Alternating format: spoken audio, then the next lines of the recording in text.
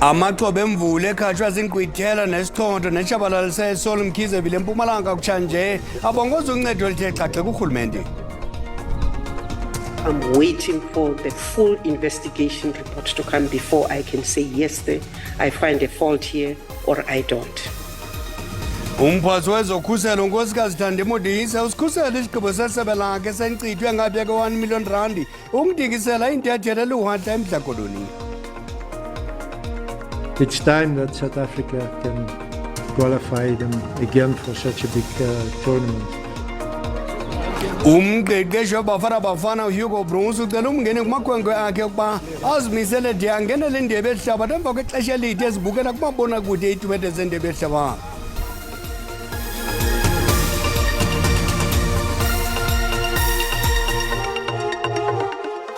SABC xesha ukuza nexesha lokuxabise njengesiqhelo ngeli xesha kula majelo ye-SABC 1 ne-DDT Iindaba uxolo malibenani. Kubekelwe bucala iibhiliyoni ezisibhozo zeerandi zephulo lamanzi lasemzimvubu esekuyiminyaka esisiqhuma lilibazekile eMpuma Koloni.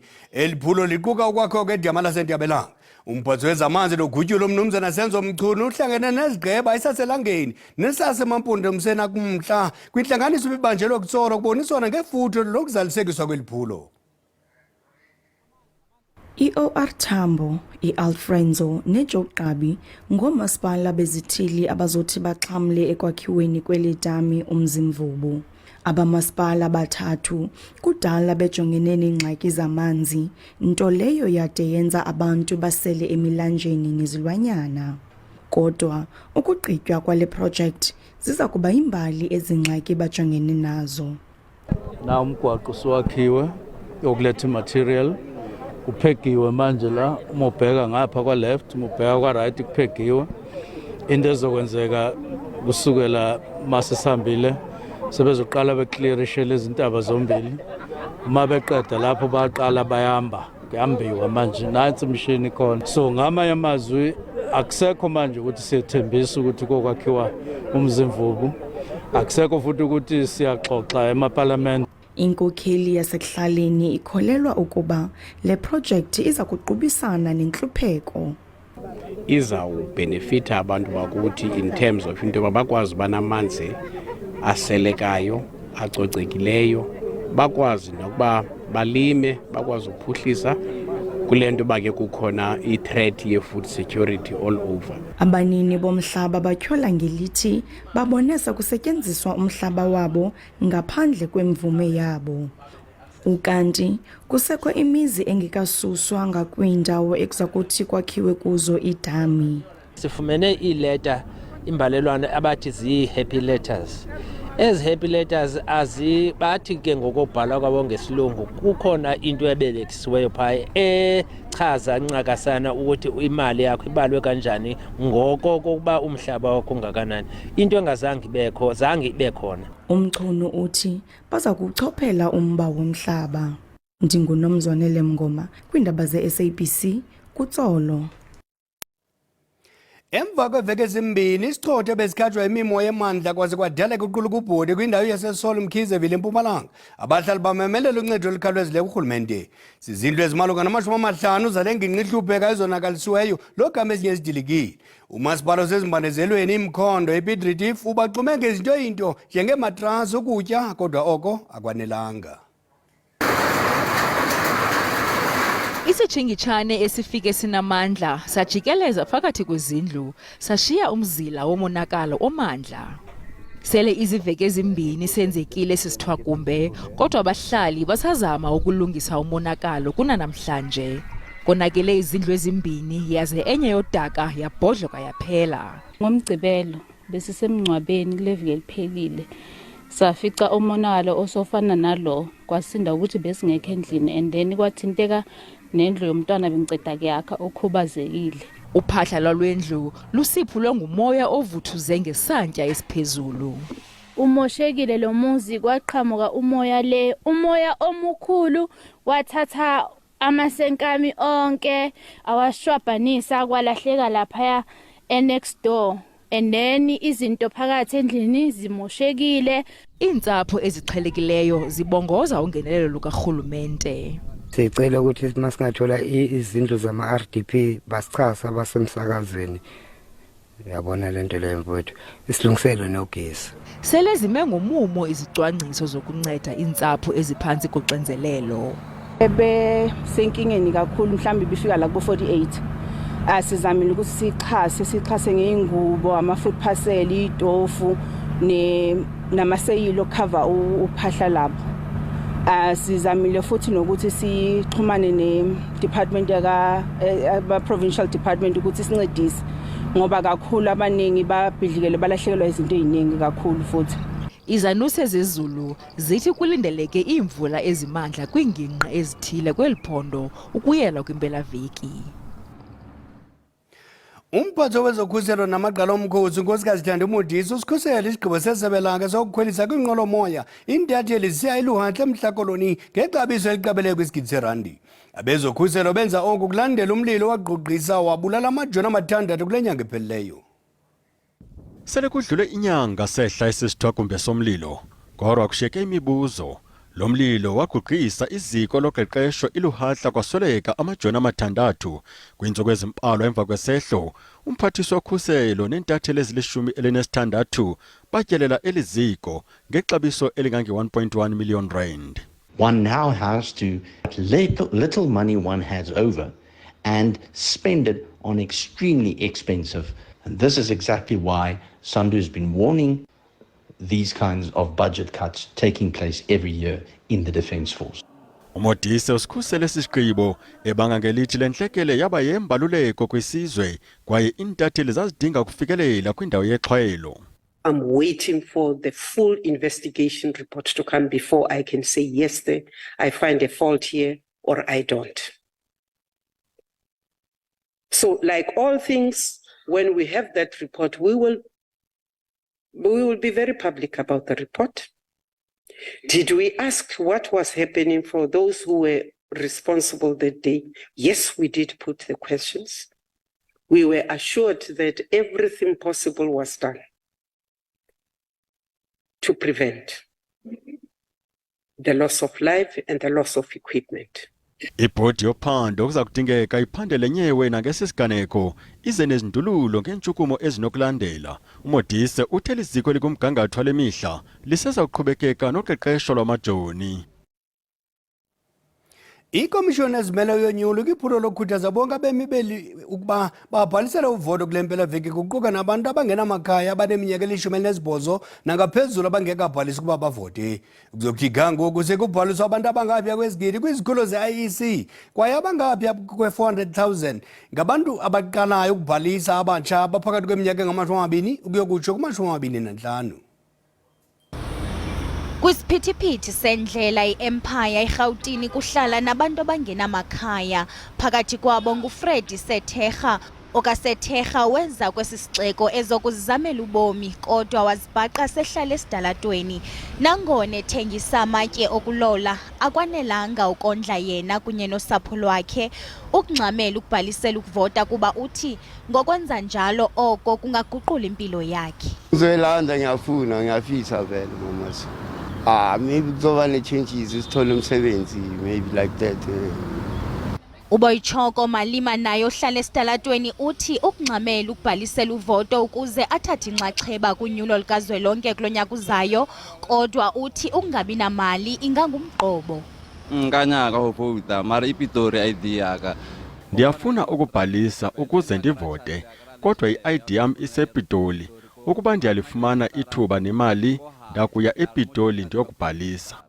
Kwisigwebo sayo inkundla iphawule izizathu ezimbini zokoyamanisa abavoti needilesi zabo. Esokuqala ukunceda amaqela ezopolitiko ukuba ayazi ukuba abavoti bahlala phi ukuze bakwazi ukugaya inkxaso. Esesibini ukuthintela ubuqhophololo obunokwenzeka kuvoto. Umlawuli oyintloko we-IEC uyacacisa.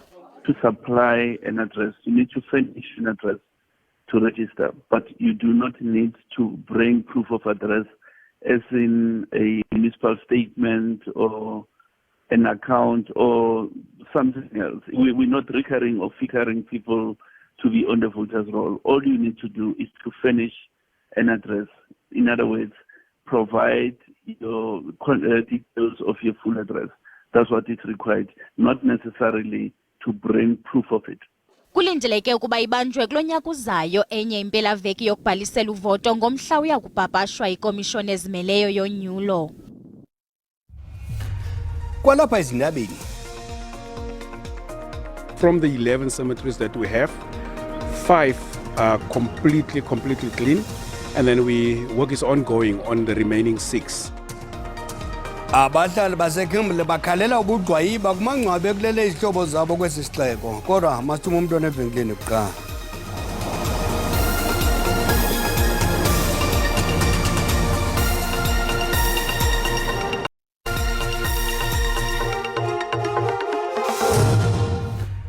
Sinamkela kwakhona kwindaba zelijelo uyakwazi ukubukela kwakhona ezindaba kwijelo le-YouTube uthi SABC Iindaba zesiXhosa. Kwinqaku lokuqala sithe emva kweveki ezimbini isichotho besikhatshwa imimo yemandla kwaze kwadaleka uquluka ubhuti kwindawo yaseSol Mkhize eMpumalanga.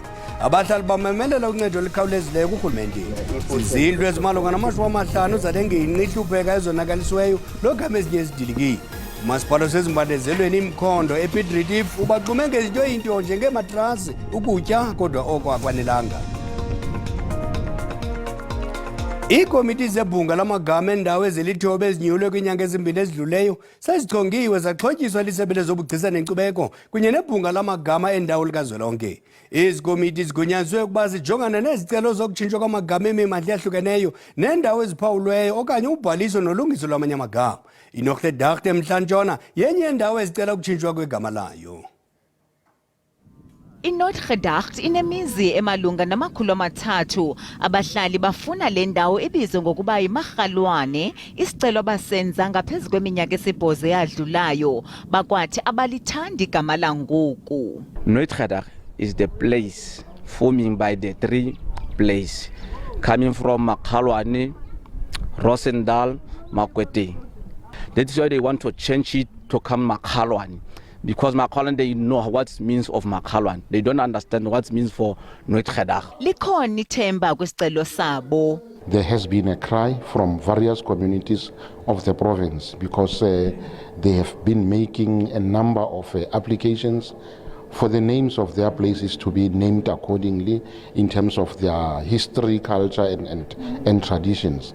So this committee will indeed be able to be very, very helpful. Usihlalo sandokonyulwa eMntla-Ntshona uthi basa kujongana namatyotyombe. Informal settlements are one of our targets because it is poor people who have surrendered in life, who are despising their lives, and they've given the areas a very insultive name. Ibhunga lithi nangona zininzi izicelo zokutshintshwa kwamagama, ezinye zifuna nje ukubhaliswa. Impuma Koloni inezona zicelo zininzi. So far the leading province is Eastern Cape, but at the very beginning Limpopo was leading.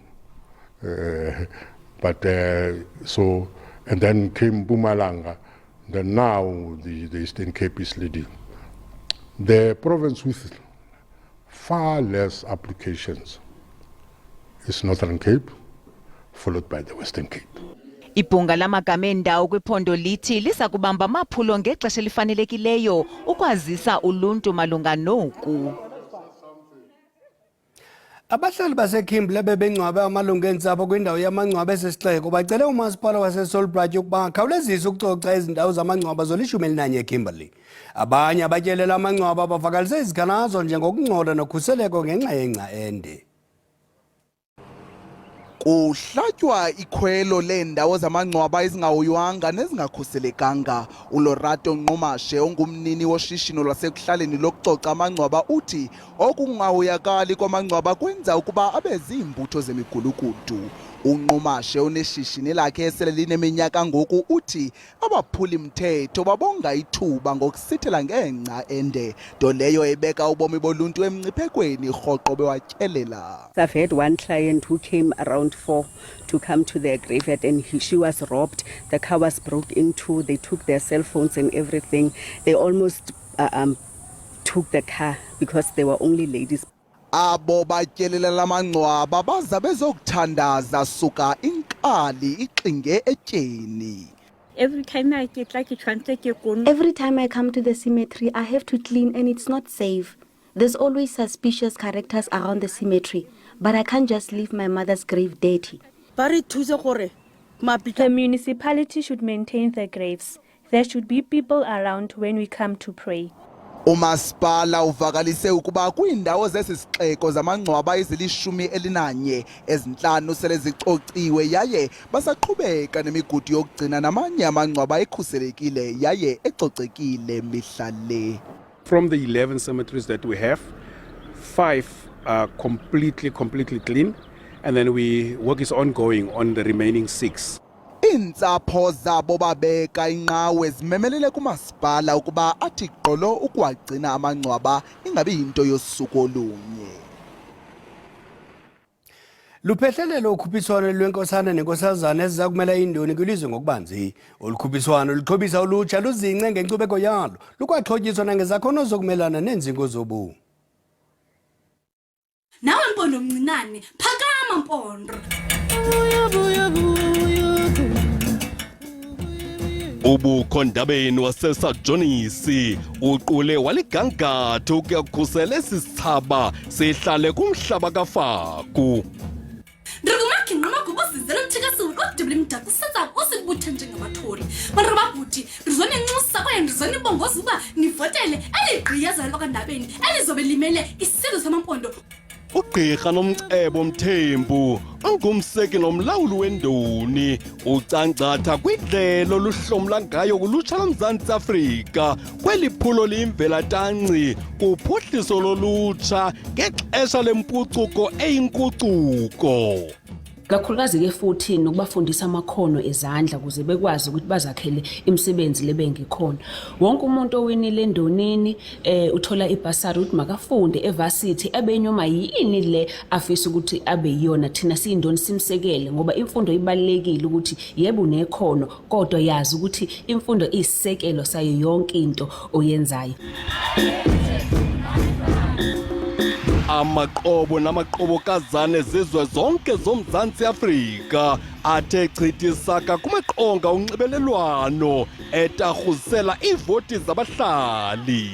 Phakama Mzantsi Afrika, lifikile ixesha lokuzingca ngenkcubeko yakho. Khumbulani-ke ukuthi noma bengakhuluma izilimi ezingafani bagide ongafani bagqoko ongafani kodwa ekugcineni mulunye ucu olisithungayo sonke ilo lucu oluthi thina singama-Afrika. Elamanqam ngomhla we-16 kweyoMnga uDisemba ngolamaRhanuka kwisakhiwo i-ICC eThekwini, imbila yaswela umsila ngokuyalezela kwiindaba ze-SABC. Ikujoe Mancia. Ngoku masithi tsigxada kaphiwa kwemida yeli. Ukonyuka kwenani lenqwelomoya phakathi kweChina neMelika kubangele ukwehla kwamaxabiso kubafundi, abezoshishino nabakhenkethi. Uthi ixabiso lingcono kakhulu, lingaphantsi ngesiqingatha kwixabiso esasihamba ngalo ngexesha lecorona. Qakatha qelele kwelamandiya.